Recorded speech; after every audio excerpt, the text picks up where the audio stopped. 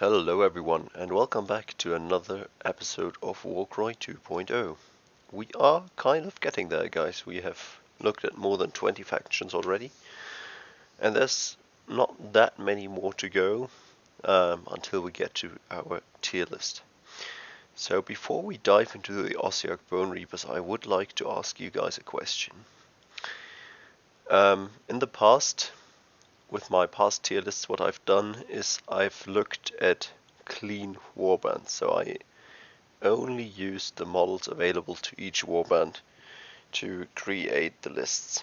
Now I could use allies, of course, and allies could well be a staple of competitive play. So I would like to know from you guys if you would like me to include allies. However, I'm just going to tell you now, it's going to make the list a lot less clear, I think, and it's going to make everyone a lot more similar, because I think that it's gonna be relatively easy to identify the best allies for each Grand Alliance, and they are gonna show up in many warbands. So for example, in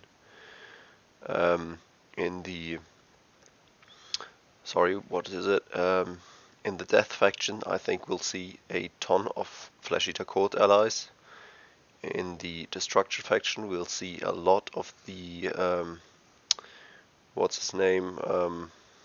The Iron Jaws guy, War Chanter.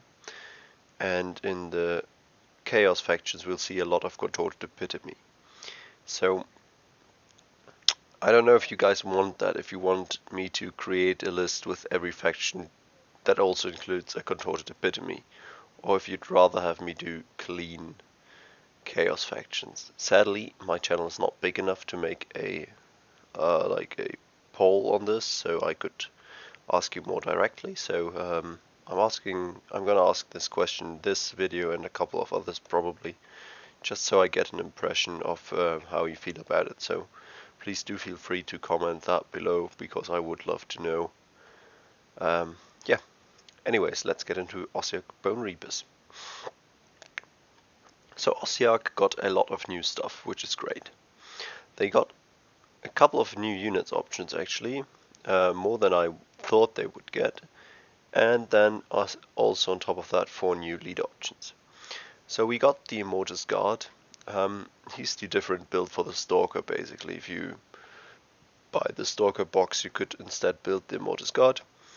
They cost 200 points, movement 4, so slower than the Stalkers, toughness 5, very tough, 30 wounds. Range of 1, 2 attacks, strength 5, 3, 5 damage. And this is to me a big problem. 2 attacks is always quite bad.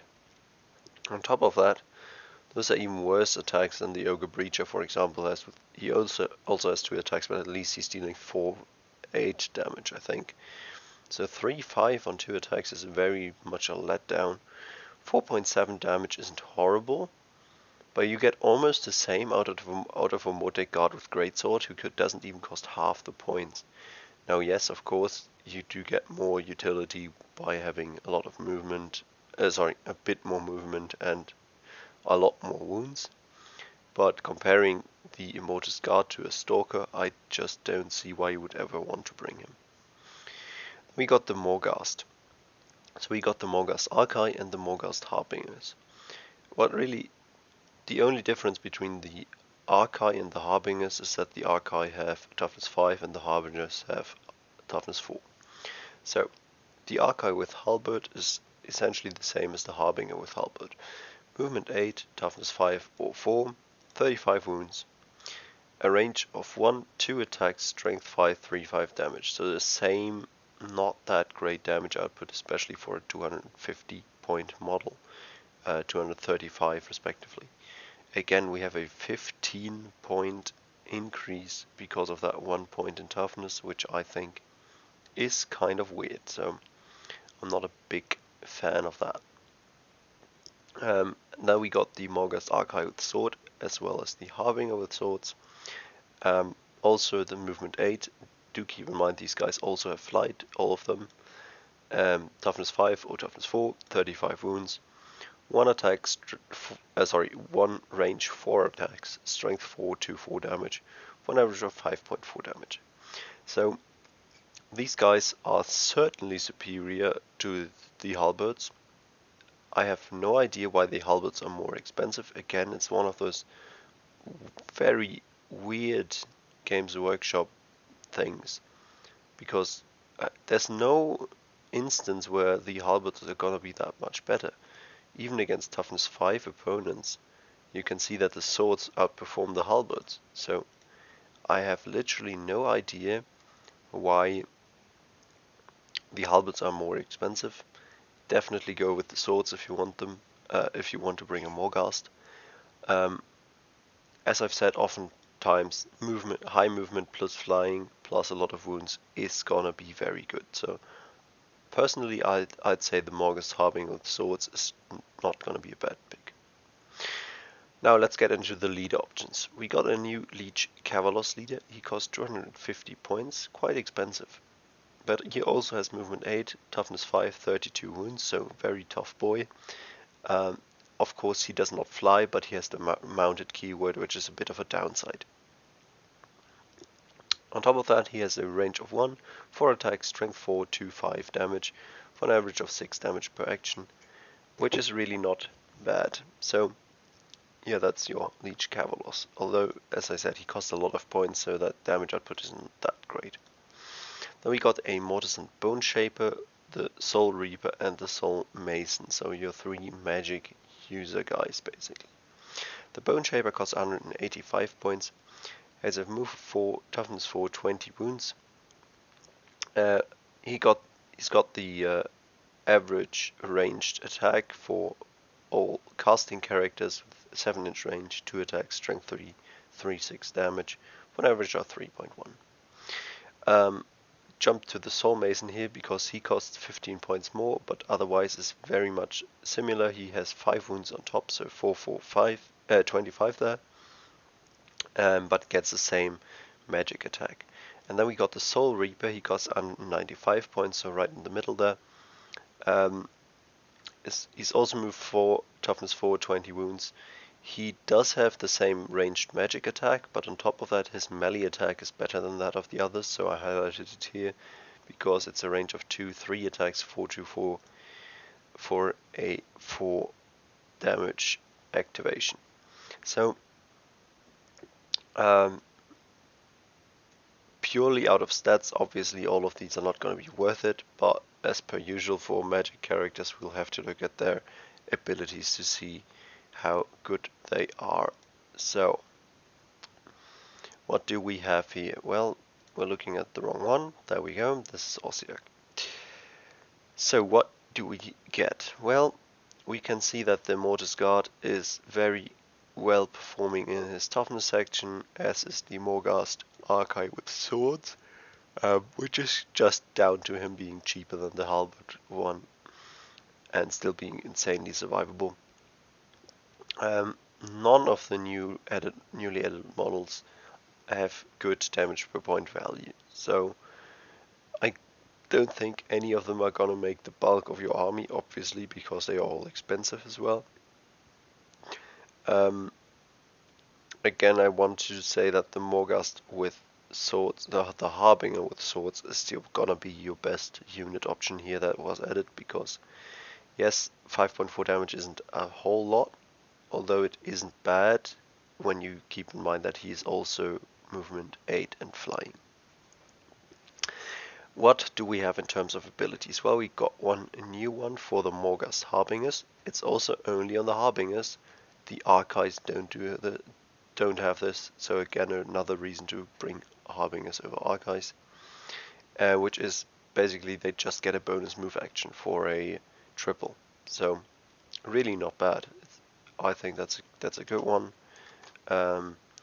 Maybe not quite as good is the double for the Stalkers, who get a bonus move if the enemy is within 6 inches of them. But yeah, certainly not bad. We then have abilities for our new leaders. The Leech Cavalos gets the standard double for if he kills someone, he can get another move or attack action. It's not a bad one. It's not that great though, and it's nothing, yeah, particularly interesting. Then we have a triple for the Soul Mason. He can add 1 to the attack characteristic for all friends within 3 inches of him. So there's definitely better versions of this where it's within 6 inches. Some do have requirements for it. This at least doesn't have any requirements, so it's really not that bad. If you run him with a couple of Mortise Guard greatswords, for example, he's gonna do a good job. Then we got a triple for everyone, which is adding half the value to the move characteristic of friendly units in the same battle group as you. So that's gonna allow your main bulk basically to advance faster. I think it's an interesting one because it doesn't require you to be close by. So even if you're in the third battle round, say, and all your fighters have split up to go to different parts of the battlefield, you can still use this with your leader, and all of those fighters that have split up will be able to move just as quick. That's interesting. Then we got a triple for the Bone Shaper, sorry, not Shaper, well, which is just healing 1 point of damage for all friendly units within 6 inches of him. Horrible ability. Don't think anyone is going to bring the Bone Shaper. And then we got a quad for the Soul Reaper, who can just deal damage equal to the value to all enemies within 3 inches of him. It's good against horde armies who also stick to their hordes, so it can be good for Skaven and so on. But it's a quad that you don't want to rely on, and it's not that great. It's going to be very situational. I think out of all of these abilities, the Soul Masons is the only really interesting one. Well, and the one that all leaders have, of course. So, what kind of list? What kind of list would I advise now? Well, let me show you. I would actually get the Soul Mason leader. I think he's a good option. He's not that much more expensive than your Mortise Hekatos, only 20 points, and you get a pretty good triple ability out of him. He's just easily as survivable. He's faster. He has the range attack, which isn't great, but it's going to give him some utility. So I definitely think that your Mortise and Soul Mason is not a bad call there. Now we got a Morghast Harbinger with swords. I would bring one of these guys because having one very fast moving model is always gonna be valuable. Sometimes you are gonna play against a bunch of skinks and you need to hunt them down and murder them. His damage output is good enough to one-shot the skinks oftentimes, or at least get them in 2 attacks, and don't forget he can triple for a free move and then attack twice. So he's gonna be good for that. Then I would bring one Stalker with the 4 weapons because he's gonna be your big damage dealer. If you need to murder, let's say, a Red Ogre or so on, some of the big hitting guys in the game, he's gonna be your go-to pick. And then on top of that, I'd get 3 Mortise Guard with greatswords and 1 normal one. Well, would I get the spear? Probably. Whatever. You can go either spear or sword. They cost the same points. Obviously, I would upgrade him to the greatsword if I could, but points won't allow it. So we have 3 greatswords and 1 spear. It only gives you 7 models. That's the big issue with this warband. Things are quite expensive. But you do have a couple of options here, and I don't think it's going to be bad. So you do have a good damage output source. You do have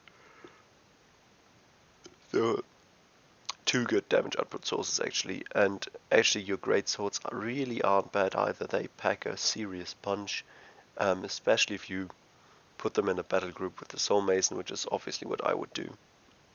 You can buff their movement, get them in there, and then in the second, third battle round you can buff your attacks characteristic and go ham with the greatswords.